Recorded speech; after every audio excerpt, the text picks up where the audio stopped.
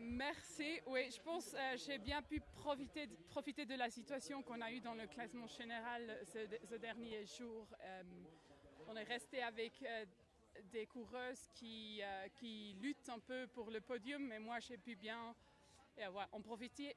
Et, je pense que ça m'a aidé beaucoup parce que c'est pas que j'étais supérieure ou quelque chose, mais je pouvais profiter de cette situation. Ouais. Cette étape a été très très dure. Oui, c'était dur. Pour longtemps, je pense que c'est pas super dur, mais après, dans la dernière bosse, ouais, soudainement, j'étais un peu, ok, quand même c'est dur. Oui, je pense que c'est aussi la chaleur de nouveau, c'est un peu de tout. Donc oui, c'était dur. Racontez-nous votre dernière attaque. Quand vous avez pensé, quand vous avez laissé Nevaloma sur place? Bah oui, moi, en fait, comme je me suis pas sentie super bien là, j'ai pensé on va faire un sprint parce que j'étais assez confident pour le sprint. Mais on avait Kim Lecourt derrière, qui est super vite. Comme ça, on a su les trois qu'il faut régler ça avant parce que sinon, elle va gagner pour sûr ou pas pour sûr. Et après, c'était en fait Cassia qui a ouvert les attaques et moi, j'ai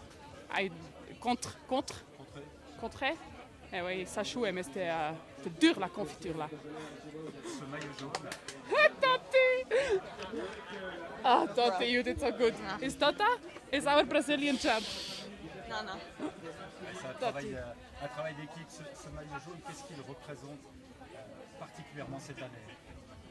Oui, cette année, c'est super spécial pour moi parce que les années dernières quand j'ai pu gagner, je suis arrivée avec une très bonne forme et j'étais assez confidente, mais je savais que je suis bien là.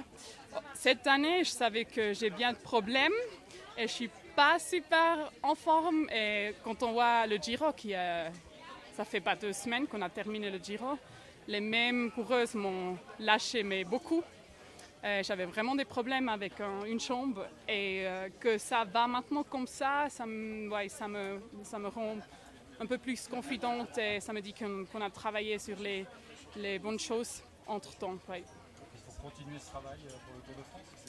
Oui, bien sûr.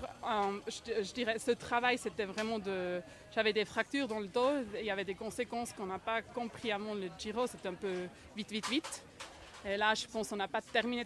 Là, je souffre un peu des douleurs toujours, mais c'est vraiment différent que dans le Giro où il m'a manqué de la force dans la partie devant dans ma jambe gauche. Et ma jambe gauche, ce Tour de Suisse, elle a travaillé aussi.